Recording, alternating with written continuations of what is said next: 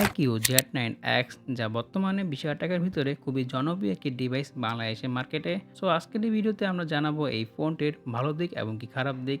আর এই সম্পূর্ণ ভিডিও জুড়ে থাকছি আমি শাহাদাত হোসেন সজীব, শাহাদাত টেকদাউট থেকে। ডিসেন্ট সিটিজিকে ধন্যবাদ আমাদের মাঝে এই ডিভাইসটি পাঠানোর জন্য। অফার প্রাইসে বর্তমানে এই ফোনটি তাদের কাছে আপনারা পেয়ে যাবেন 20,990 টাকায়। ডিসেন্ট সিটিজের কন্ট্যাক্ট ডিটেলস থাকতেছে ভিডিও ডিসক্রিপশনে। সো প্রথমেই আমরা আনবক্সিং দিয়ে শুরু করি। বক্স কন্টেন্ট হিসাবে থাকছে ইউজার ম্যানুয়াল, একটি সফট কেস, একটি সিম ইজেক্টর টুল, ইউএসবি টাইপ সি কেবল আর 44 ওয়াট ফাস্ট চার্জার। আর থাকছে আমাদের iQOO Z9X এই ফোনটি। আমার হাতের এই ফোনটি কালার হলো লাইট গ্রিন, আর এই ফোনটি আপনারা ব্ল্যাক এবং কি হোয়াইট কালারে পেয়ে যাবেন। সো প্রথমেই কথা বলা যাক এই ফোনটির ডিজাইন এবং কি বিল্ড কোয়ালিটি নিয়ে। ডিজাইনের দিক দিয়ে এই ফোনটি আমার কাছে খুবই ভালো লেগেছে, খুবই সিম্পল রেখেছে। ফোনটির সামনে থাকছে গ্লাস, সাইডে এবং কি পিছনে ব্যবহার করা হয়েছে প্লাস্টিক। ফোনটির ব্যাক পার্টটি প্লাস্টিক হলেও দেখতে খুবই সুন্দর লাগে। তাছাড়া এখানে থাকছে ম্যাট ফিনিশ, যার ফলে এখানে ফিঙ্গারপ্রিন্ট পড়ার কোনো ঝামেলা থাকছে না। ফোনটির ডান পাশে থাকছে ভলিউম বাটন আর পাওয়ার বাটন। এই পাওয়ার বাটন আবার ফিঙ্গারপ্রিন্ট স্ক্যানার হিসাবে কাজ করে। তাছাড়া থাকছে ফেস আনলক, যা খুবই ফাস্ট এবং কি সিকিউর। ফোনটির বাম পাশে থাকছে সিম ট্রে, যেখানে আপনারা দুইটি সিম বা একটি সিম একটি মেমোরি কার্ড ব্যবহার করতে পারবেন। আর ফোনটির নিচের অংশে থাকছে speaker, charging port, secondary mic আর থাকছে হেডফোন জ্যাক। তাছাড়া এই ফোনটির ওয়েট হলো 199 গ্রাম। আর এই ফোনটিতে থাকছে IP64 রেটিং।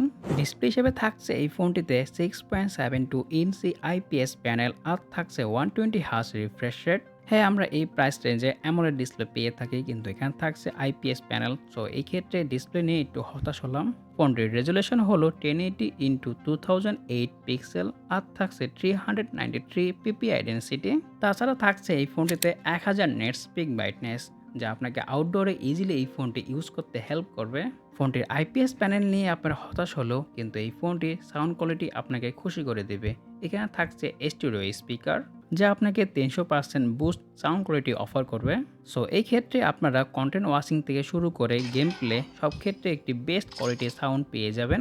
পারফরমেন্সের দিক দিয়ে এই ফোনটিতে ব্যবহার করা হয়েছে কোয়ালকম স্ন্যাপড্রাগন 6 Gen 1 SoC, যা একটি 4 ন্যানোমিটারের প্রসেসর। আর থাকছে অক্টোকোর 4x2.2 GHz এর CPU আর থাকছে Adreno 710 GPU। ফোনটিতে আপনারা পেয়ে যাবেন 6GB র্যাম এবং কি 6GB বাচ্চার র্যাম আর থাকছে UFS 2.2 স্টোরেজ। সফটওয়্যার হিসেবে বর্তমানে এই ফোনটি রান করতেছে Android 14। সো পারফরমেন্সের দিক দিয়ে স্ন্যাপড্রাগন 6 Gen 1 একটি খুবই ভালো প্রসেসর। ডে টু লাইফে ইউজ করার ক্ষেত্রে আমরা তেমন কোনো প্যারা খাইনি।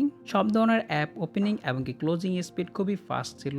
তাছাড়া এই ফোনটির আরেকটি ভালো দিক হলো তা হলো এই ফোনটির র্যাম ম্যানেজমেন্ট। আমার কাছে এই ফোনটির র্যাম ম্যানেজমেন্ট খুবই ভালো লেগেছে। ব্যাকগ্রাউন্ডে আমরা অনেকগুলো অ্যাপ একসাথে ইউজ করতে পারছিলাম। আর গেমিং এক্সপিরিয়েন্সের কথা বলতে গেলে আমরা এই ফোনটি দিয়ে কল অফ ডিউটি এবং কি পাবজি মোবাইল খেলেছিলাম। কল অফ ডিউটি আপনারা সর্বোচ্চ খেলতে পারবেন হাই গ্রাফিক্স এবং কি ম্যাক্স ফ্রেম রেটে। আর পাবজি মোবাইল গেম প্লে করা যাচ্ছিল স্মুথ থেকে আল্ট্রা ফ্রেম রেটে। আর আপনারা খেলতে পারবেন এইচডি গ্রাফিক্স এবং কি হাই ফ্রেম রেটে। আর খুব শীঘ্রই এই দুইটি ফোনের ডেডিকেটেড গেমিং রিভিউ নিয়ে চলে আসবে আমাদের চ্যানেলে। সো ভিডিও মিস না করতে চাইলে চ্যানেলটিকে এখনই সাবস্ক্রাইব করে ফেলুন এবং কি পাশের বেল আইকনটি বাজিয়ে দিন। গেমিং পারফরমেন্স নিয়ে কথা বলতে গেলে খুবই ভালো একটি পারফরমেন্স পেয়েছি আমরা এই ফোনটি থেকে। সবথেকে বেশি ভালো লেগেছে এই ফোনটিতে তেমন কোনো আমরা হিটিং ইস্যু পাইনি। সো বলা যেতেই পারে iQOO খুব ভালো মতন এই ফোনটিকে অপটিমাইজেশন করেছে। সো এখন কথা বলা যাক এই ফোনটির মূল আকর্ষণ, তা হলো এই ফোনটির ক্যামেরা। এখানে ব্যবহার করা হয়েছে ডুয়াল ক্যামেরা সেটআপ, যার 50 মেগাপিক্সেল মেইন ক্যামেরা আর থাকছে 2 মেগাপিক্সেল ডেপথ সেন্সর। আর এই ফোনটির সামনে থাকছে 8 মেগাপিক্সেল সেলফি ক্যামেরা। ফোনটির মেইন ক্যামেরা দিয়ে আপনারা সর্বোচ্চ 1080 30fps রেকর্ড করতে পারবেন ভিডিও। আর আপনারা ভিডিও স্যাম্পল দেখেই বুঝতে পারছেন এই ফোনটির ভিডিও কোয়ালিটি কিরকম। তাছাড়া আপনারা এই ফোনটি থেকে সর্বোচ্চ 10x পর্যন্ত জুম করতে পারবেন। বাজেট অনুযায়ী এই ফোনটির ভিডিও কোয়ালিটি আমার কাছে ঠিকঠাকই লেগেছে। এই বাজেটে আমরা এরকমই ভিডিও কোয়ালিটি পাবো। সো পিকচার স্যাম্পল নিয়ে কথা বলা যাক। ডে লাইটে খুবই ভালো ছবি পাচ্ছিলাম আমরা। কালার কারেকশন এবং কি ডাইনামিক রেঞ্জ মোটামুটি ভালোই ছিল। বলা যেতে পারে একদম রেডিমেড ছবি দিচ্ছিল আপনাকে সোশ্যাল মিডিয়া টাইপের। আর পিকচার স্যাম্পল দেখে আপনাদের একটি আইডিয়া হয়ে যাচ্ছে এই ফোনটির পিকচার কোয়ালিটি কেমন হতে পারে। একটা জিনিস মিসিং ছিল, তা হলো এখানে থাকছে না কোনো প্রকারের আল্ট্রা ওয়াইড লেন্স। আমার মতে এখানে 2 মেগাপিক্সেল ডেপথ সেন্সর না দিয়ে একটি আল্ট্রা ওয়াইড দিলে বেটার হতো। লো লাইট বা রাতের ছবি কথা বলতে গেলে খুবই ভালো ছবি পাচ্ছিলাম আমরা এই ফোনটি থেকে। যদি আপনি খুবই ভালো লাইটিং কন্ডিশনে ছবি তুলতে পারেন, তাহলে আপনি রাতের বেলাও খুবই ভালো ছবি পেয়ে যাবেন। আর একদম রাতের বেলা এই ফোনটি বাই ডিফল্ট নাইট মোডে ছবি তুলে থাকে সব ক্ষেত্রে। আর নরমালি রাতে আপনারা এই ফোনটি থেকে লাইটিং কন্ডিশন কম থাকলে ছবিতে যথেষ্ট পরিমাণে ডিটেলস এবং কি শার্পনেসের ঘাটতি পাবেন। সো ওভারঅল বলতে গেলে এই ফোনটির ক্যামেরা কোয়ালিটি মোটামুটি ভালোই, খারাপ না বাজেট অনুযায়ী। সবথেকে ভালো লেগেছে এই ফোনটির ব্যাটারি, যেখানে থাকছে 6000 mAh ব্যাটারি, সাথে আপনারা পেয়ে যাবেন 44 ওয়াটের একটি ফাস্ট চার্জার।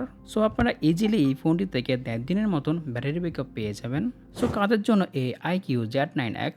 যদি আপনার 20,000 টাকার ভিতরে একটি iQOO ডিভাইস লাগতেছে আর আপনি অনেক লং টাইম ধরে কথা বলে থাকেন এবং কি ভালো একটি ব্যাটারি ব্যাকআপ দরকার, তাহলে আমার মতে iQOO Z9X হতে পারে আপনার বেস্ট চয়েস। তাছাড়া এই ফোনটি আপনাকে অফার করবে এক্সিলেন্ট সাউন্ড কোয়ালিটি আর আপনাকে গুড কোয়ালিটির একটি ক্যামেরা আর পারফরমেন্স দিবে, যা এই প্রাইসে গুড এনাফ। সো আজকের এই ভিডিওটি এই পর্যন্তই। ভিডিও ভালো লাগলে ভিডিওতে অবশ্যই লাইক এবং কি শেয়ার করতে ভুলবেন না আপনাদের ফ্রেন্ডের মাঝে।